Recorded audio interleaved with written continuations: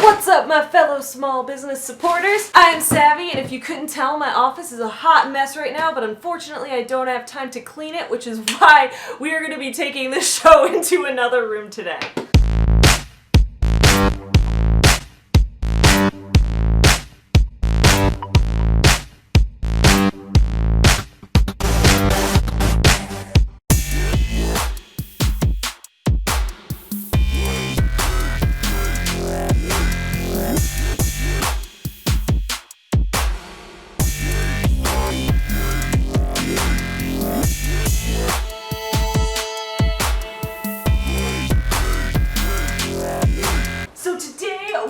To be doing a novel revisions vlog once again. Before we get started today, I want to give a quick shout out to the fact that I now have 2 patrons on my Patreon page, which is super exciting. So right now I'm giving a shout out to Zach from Zach Tries to Read, as well as to Dana from Dana Gaulin Writes. Thank you both so much. There will be a slide at the end that shouts out their channels as well. I really appreciate you two for being awesome small business supporters and being my first patrons on Patreon. Check it out, linked in the description below. I'm working on some additional fun new rewards for that. If you guys are new to this channel, please don't forget to subscribe because every Monday, Wednesday, and Friday I have new videos coming out related to books and writing and you won't want to miss them. Today I am doing yet another novel revisions vlog. If you saw my previous novel revisions vlog, I was working on my novel 90s Kids, which is a young adult contemporary novel with a sci-fi twist. I am now pretty much done with the second draft and like most of the third draft of that as well, and I am aiming to have it in its completed like final draft-ish kind of form by Labor Day weekend because that's when I'm going to start sending out some queries and some pitches on that, so I'm very excited for this. If you have not seen the previous novel revisions vlog that I've done for this novel, I will link it up in the card, so feel free to check that out as well. I had a lot more hair back when I did that. Today my main goal in revising this novel is to get a couple versions of the prologue completely rewritten. I have one version of the prologue that I've sent out to beta readers, that I've sent to my critique group, that I've had my classmates in grad school before I graduated. I had them read it as well. So there's been a few different versions of the prologue and I've gotten some mixed feedback on it. Some people think it's hilarious and they like it. Some people think it's a little bit disjointed and they think it's hard to follow as a setup for the rest of the story. So my plan for moving forward with this prologue is that I am going to try writing like 3 different versions of it and sending the original along with the alternate versions to my beta readers and to my critique group and saying, hey, which one of these do you think grabs you in the most? Which one of these do you think makes the most sense as a start for this story itself? But first, why did I not make more coffee? Oh my god, this was dumb. I'll be right back.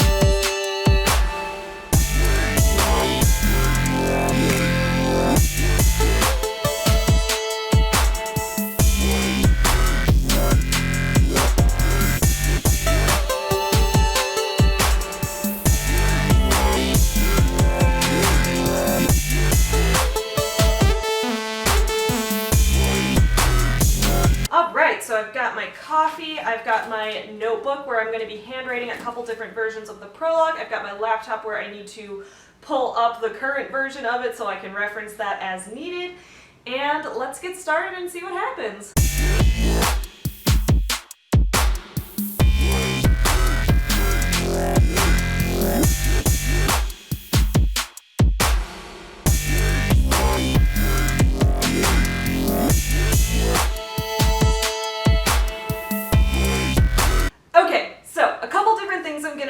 Currently, the story 90s Kids is written in alternating first-person perspective from 2 different points of view.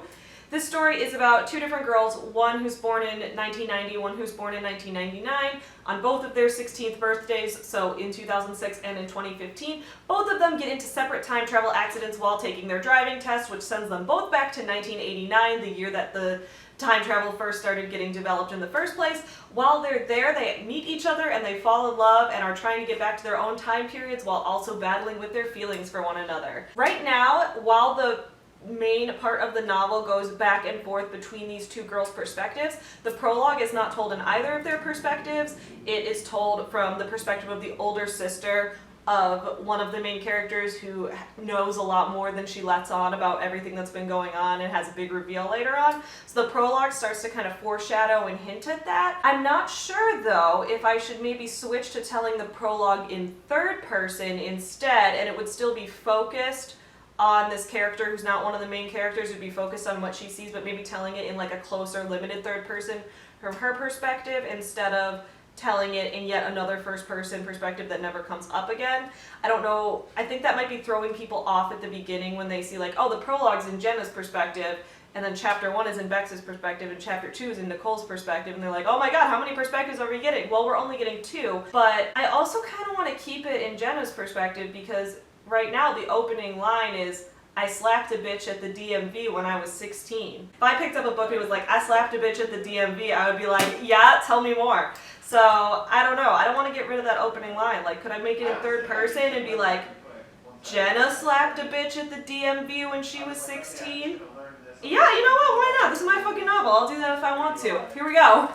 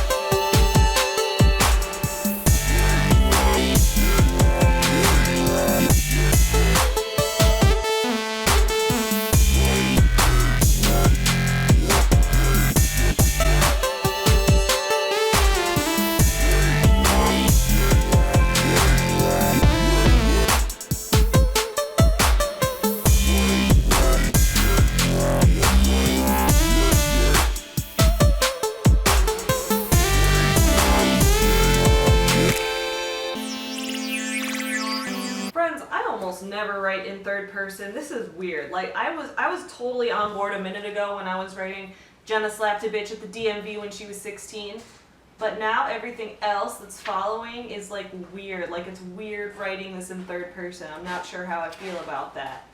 So maybe I will go back to Jenna's perspective. Like I don't know if I should just finish the entire prologue in third person and see how it turns out and like then look at it, but right now it's turning out bad, so I don't know. Third person is weird. I don't know how you guys do it. Those of you who frequently write in third person perspective, give me some tips in the comments below. Let me know how you write in third person, because for me, everything's about voice. It's about characters who have lots of attitude, just rambling on and on and on the same way I do, and that's what I like to write. Maybe I should make the prologue like not in first or third person. Maybe it should be like a newspaper report or something, like a found footage approach in the prologue, because it's different from the rest of it anyway. But then I can't start with Jenna slapping a bitch at the DMV. I was about to say, that doesn't sound like I was thinking that's quite a newspaper if that's what they're printing. Yeah, the newspaper wouldn't say Jenna Randolph, 16, was found slapping a bitch at the DMV. I'd read that newspaper. Yeah, I would too. Oh man. I'm not editing that out. What, me coming up? Yeah. Okay.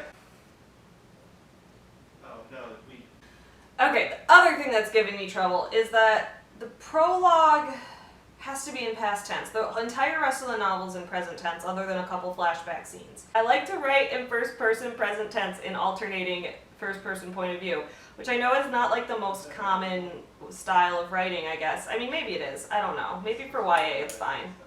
But the prologue has to be in the past. Like, I could be like, Jenna is currently slapping a bitch at the DMV. I guess I could say that, right? Jenna is currently slapping a bitch at the DMV. Oh my god, I'm struggling to get the voice.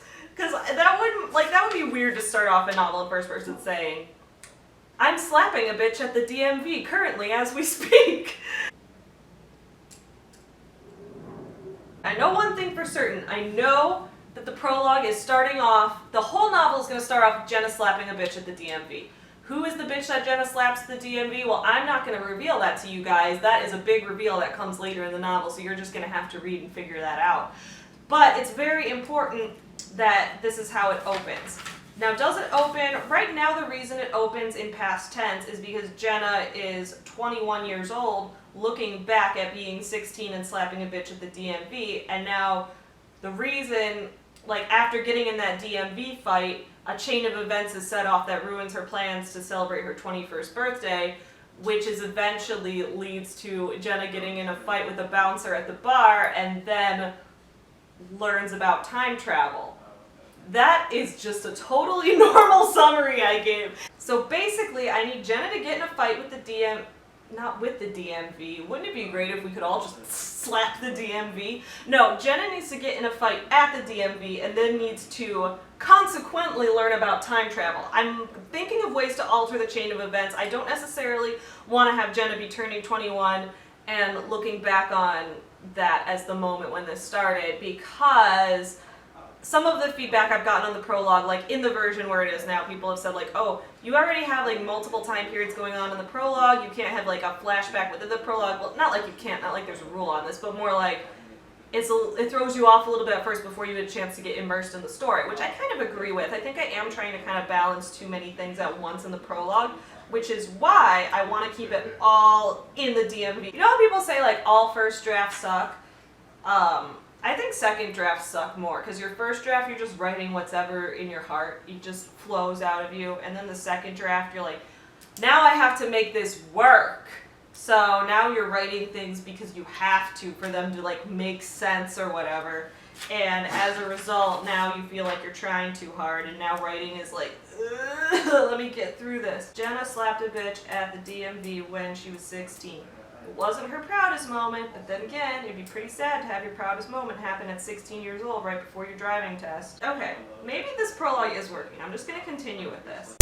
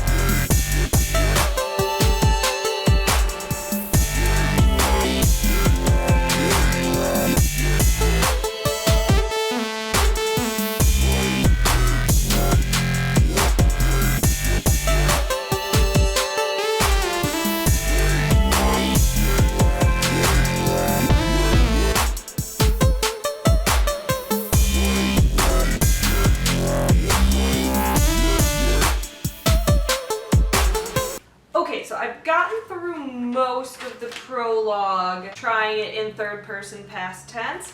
There are parts of it that I like. There are also parts that I don't like, that feel like I'm trying too hard and that feel like I'm mixing tones. Because I want to keep it as like, you know, Jenna slapped a bitch. I want to keep it in that kind of tone, like that distinctive voice. But then in third person, when it's a narrator, it sounds like I'm trying to mix like professional and casual speak, and it sounds odd. Like, here's an example, okay? Next thing Jenna knew, her palm was making contact with the girl's pale face, leaving a red handprint behind that matched the bloodshot red in her irises. But what most people would call physical violence, the Medianapolis DMV just called a regular Tuesday afternoon, which is why not only did no one in the waiting room react, Nicole barely looked up from her Game Boy Advance where she was knee-deep in a Pokemon battle, but also that bitch was called almost immediately to take her driving test, and Jenna was called soon after. That bitch is always capitalized. It's like, that bitch, you know? But I'm like, if I'm writing in third person, is it weird to refer to this one girl as that bitch? I'm not giving her a name yet because Jenna doesn't know her name, and we're in close third with Jenna here, and her name isn't revealed until later. I'm going to try typing this out and sending it to beta readers to compare to the original prologue. Okay, I'm thinking of writing a third version then where it's in first person from Jenna's perspective, but we also have the events unfold the same way they did in the third person version. So maybe that'll make the voice part easier to come by. But also now I'm kind of liking the third person thing, which is weird. Like I didn't think I was going to like the third person thing, but now I kind of like it because this novel's told in alternating first person from Beck's and Nicole's perspectives. It goes back and forth between the two of them, introducing a third point of view in the prologue only to never come back to it is kind of confusing. And then when I had my critique group partners reading it, they were like, oh, I confused Jenna and Beck's voice a little bit because they both swear a lot. And I was like, well, in YA, everyone kind of swears a lot. Nicole doesn't, which is partially why it's like her voice is distinct. But maybe Bex and Jenna then would have two similar of voices. Also, I have a question to ask you guys. I need you to let me know what you think of this idea in the comments below. So this novel takes place in a fictitious town. I talked about that in my other revisions vlog that I did, and I've also showed off the map that I've made of this town that doesn't exist. Originally it took place in Chicago, but I decided that instead of making myself have to stick to what happened in Chicago in different time periods as we're time traveling, that I could just make up my own town, and then whatever best served the plot could be what happened in different time periods in this town. I know, maybe that's a cop-out. But I was thinking, like, in Back to the Future, you know, they have Hill Valley, that's not real. So I took inspiration from the greatest movie of all time and did this. So I made up this city called Medianapolis. I basically wanted it to be a big city that's similar in size to Chicago, you know, like a big American city. And originally I set it in Michigan. When I've had beta readers, critique partners, other people reading this book, everyone likes Medianapolis except people from Michigan. And that's very weird. I mean, it's not weird to be from Michigan, but it's weird that, like, specifically people from Michigan had a problem with this city and nobody else did. And I think that's because they're reading it and they're like, this city's in Michigan. There are no cities like this in Michigan. This doesn't make sense. In Michigan, you know, we have Detroit. We don't have this big-ass city with with its own public transit system. And I'm like, yeah, I know, the city isn't real. And everyone outside of Michigan was like, they didn't even think about it, but everyone in Michigan was like, no, this isn't how Michigan is. So I don't know. I don't want to offend people from Michigan when they're reading this story. So part of me is like, should I just say it's a vague city in the Midwest and not attach it to a state? Do I have to attach it to a state? I guess this is a question more for like US readers, because I know that people who are from countries that don't have states, they just have a city in a country. It might not weird you out to not have a state attached to it. So I don't know. What do you guys think? Please let me know in the comments below.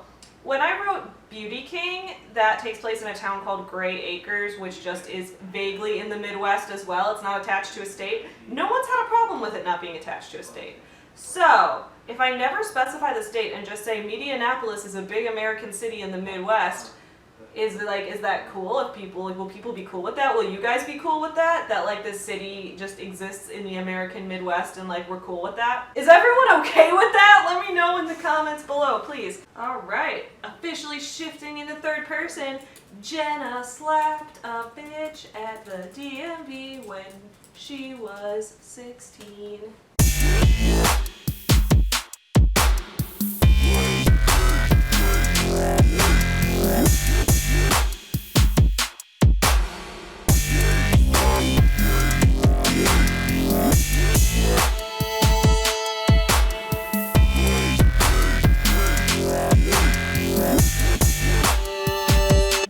Prologue over again was definitely an exercise in patience and in discipline. I hope you guys enjoyed this video. Let me know what you thought of it. Do you want to see some more writing vlogs like this? Do you want to see something a little different? Just let me know what your preference was and if you enjoyed this. Couple quick announcements. This coming Friday, I am releasing a Forever Home Friends activity workbook. So for those of you who have kids or teachers who have students or whatever, if your kids or your students or even you as an adult enjoy the Forever Home Friends book series, there's going to be an activity workbook coming out that's going to include coloring pages and writing prompts and all kinds of cute activities with the pups. This is going to be a PDF download that'll be available for $5 on foreverhomefriends.com. So if that's something you're interested in, stay tuned for that coming on Friday. If you like my writing and think you'd enjoy reading my books, you can check out Sculpt Yourself and Beauty King, both linked in the description below. I will see you guys again on Wednesday. In the meantime though, please don't forget to support small businesses and happy writing.